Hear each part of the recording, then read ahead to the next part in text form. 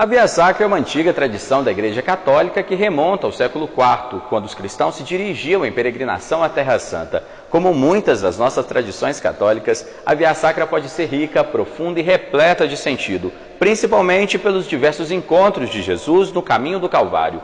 Que tal aprofundarmos mais sobre esse assunto? Então venha comigo em mais uma boa conversa.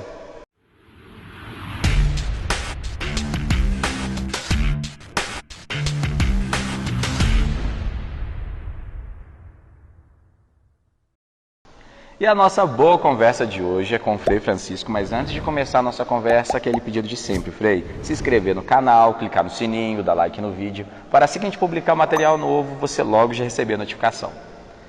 Frei, nesse período quaresmal, é muito comum as pessoas se reunirem nas igrejas, junto da comunidade, normalmente até na sexta-feira, para realizar o exercício da Via Sacra. Aí eu pergunto ao senhor, o que é a Via Sacra e como que ela surgiu? Sempre desde o início do cristianismo, houve-se uma tendência a ir aos lugares onde o Cristo passou. Então nós temos essa grande peregrinação aos santuários da Basílica Anunciação, a Natividade, ao Santo Sepulcro. Então todos os passos que estão relacionados à vida do Cristo sempre foram alvo de veneração. Então já se tem alguns relatos antiguíssimos que os peregrinos, quando iam a Jerusalém, percorriam estes locais nos quais o Cristo havia passado. Assim também aconteceu com a Via Sacra. Então, através desses relatos antigos, os peregrinos que iam à Terra Santa queriam percorrer os passos que o Cristo percorreu, mesmo também na sua paixão, morte e ressurreição. Então, aonde que ele foi condenado, os passos que ele seguiu na Via Crucis até chegar ao Calvário, já foram alvo então de uma certa peregrinação. Isso já desde o século II, século IV, V, em que se tem alguns outros relatos a respeito disso. Então já se tem esse caminho em que os peregrinos, percorrendo os passos da paixão, fazem a experiência do Cristo que é condenado, que carrega a cruz aos ombros, que encontra-se com sua mãe, com as mulheres, com Simão Cirineu, até chegar ao Monte Calvário, onde então ele é crucificado, morto e depois é sepultado ali perto também. E qual a relação disso com São Francisco? Tem uma relação, né? Os franciscanos têm um envolvimento com o início, o surgimento das Vias Sacras. Essa é uma tradição muito própria nossa franciscana também. Por quê? Desde o século XII, 1219, os franciscanos estão guardando os lugares santos. Então, já percorrendo um pouco esta tradição, e inclusive pelo fato de que o primeiro convento que nós tivemos na Terra Santa estava situado onde é hoje a quinta estação da Via Sacra. Então, nós já temos, se não me engano, em que Jesus cai por terra acho que a segunda vez, se não me falha a memória. Então os franciscanos já tinham essa preeminência de estar ali. Então eles começaram então com essas tradições a esquematizar também um processo de Via Sacra. Então ali nós temos nesse sentido em Jerusalém os passos que estão ligados à Via Sacra, muitos dos quais nós somos aqueles que guardamos, né? Mas também como uma forma devocional. Então, percorrer os passos da paixão do Senhor, desde a sua condenação até a sua crucificação e morte, já dentro da Basílica do Santo Sepulcro, ela se tornou então uma experiência mística, um exercício de espiritualidade que os franciscanos também foram promovendo. Basta lembrar que nossa presença lá começou em 1219, há pouco tempo nós celebramos então 800 anos dessa presença na Terra Santa. Então eles, ajudando os peregrinos também, que iam a Jerusalém, faziam essa experiência da Via Sacra, percorrendo os lugares da paixão do Senhor. Tanto que no século XV que começa a se esboçar, vamos dizer assim, com as estações que nós temos, né, aqueles que são os passos ligados à Via Sacra, os 14 passos ligados à Via Sacra, que começam, por exemplo, num colégio, onde que, segundo a tradição, seria o lugar onde Jesus foi condenado, que fica perto de uma faculdade que nós temos, chamado da flagelação. Então ali nós celebramos esse episódio que Jesus é flagelado, condenado, e aí toma a cruz às costas e começa o caminho para o Calvário. Então, divididos aí entre esse caminho que vai dentro da cidade velha de Jerusalém, nós temos esses passos ligados à paixão do Senhor. que culminam, né, dentro da Basílica do Santo Sepulcro, onde lá nós celebramos, por exemplo, Jesus que é despojado das suas vestes, Jesus que é pregado à cruz, que morre na cruz, que é descido da cruz nos braços de Maria Santíssima. Até tem uma capela também dedicada, uma pequena oratória dedicada à Mater Dolorosa, e onde ele é sepultado, porque ali perto do Calvário, poucos metros depois, nós temos aquele que é o túmulo do Senhor. E, Frei, pode-se dizer que é uma grande catequese para todos os cristãos quando vivenciam e participam de tal atividade cristã. Ali você acompanha, né, os últimos passos de Jesus. E tem estação que é com inspiração bíblica. Sim, sim. E tem outras que vieram de tradição cristã. Sim, sim. Nós vemos então essas que estão ligadas a fatos históricos, por exemplo, a condenação. Onde foi quando aconteceu a condenação do Senhor? E os evangelistas também relatam esse episódio que Jesus foi condenado, depois que ele toma a cruz às costas e vai caminhando para o Calvário. Alguns também se lembram da questão da devoção, por exemplo, Verônica mesmo está ligado muito à questão da devoção, né? Mas existe ali a estação ligada a Verônica que enxuga o rosto de Jesus. Então nós temos esses passos, e sempre que um peregrino faz essa experiência, né, é justamente escutar a palavra do Senhor.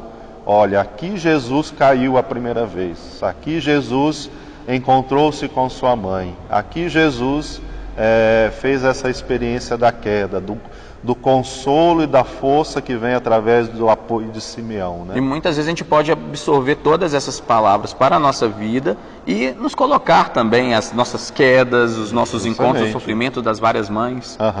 Né? E justamente nesse sentido, né? Porque o peregrino, aqui nós fazemos a nossa peregrinação aqui, esse exercício espiritual, que por exemplo na nossa São João del Rei, né? Percorrendo as capelas dos passos, né? Aquele que vai ali à Terra Santa quer percorrer o caminho do Senhor. E aqui também nós percorremos o caminho do Senhor, né? Ali na Terra Santa, de um modo muito especial, é fazer a experiência no local onde ela aconteceu, onde segundo a tradição aconteceu, né? E ali nós percorremos então, a partir do relato bíblico, com as nossas orações, é claro, também, percorremos esses passos da paixão do Senhor. E Frei, logo no início eu falei da importância e a riqueza em simbolismo da Via Sacra, principalmente dos encontros. Jesus ali, a caminho do Calvário, ele encontra com várias pessoas. Eu queria que a gente falasse sobre essas figuras que aparecem no decorrer da Via Sacra, né? A começar com Pilatos. Sim, sim. Pilatos representando então todo o governo romano, né? Porque era a Terra Santa nessa época, era todo o território romano. É ele então que dá essa condenação. Embora os relatos dos textos bíblicos mostram também a intervenção do Sinédrio, né, dos próprios fariseus, dos próprios sacerdotes do templo também nesse processo todo. Então nós temos que aí imaginar esse processo histórico também dessa condenação. E depois outras figuras que são muito, muito importantes, por exemplo, Jesus que se encontra com sua mãe. Um encontro amoroso daquela que gerou aquele filho, que vê também a dor dele sendo injustamente condenado, né? E carregando a cruz às costas. Uma passagem que não está na Bíblia, mas que se supõe, né? Se Maria estava ao pé da cruz de Jesus, sim. Provavelmente ela acompanhou todo o caminho junto com ele. Justamente. E outros passos, né? Encontro com Simeão, que ajuda a carregar a cruz. E aí nós vamos refletindo também a nossa própria vida, né? Por exemplo, a campanha da fraternidade desse ano nos chama a atenção para o flagelo da fome, mais uma vez, né? É se compadecer com aquele que está sofrendo. O Cristo sofreu nesse caminho da cruz. Tanto a dor física, mas a dor espiritual e psicológica, né? Vamos assim, se assim podemos dizer, né? Ser condenado injustamente, mas ao mesmo tempo saber, olha, eu estou fazendo a vontade do Pai. E acaba sendo por causa do reino de Deus que eu estou sendo condenado. E acaba sendo uma grande reflexão, porque tantas vezes nós somos como Pilatos, que se isenta das dificuldades, se isenta do acolhimento do irmão, e não somos como Cirineu, que não ajuda a carregar a cruz, como Verônica, que afaga um pouco do sofrimento, ou até mesmo as mulheres de Jerusalém, que sofrem na empatia de ver a dor do outro.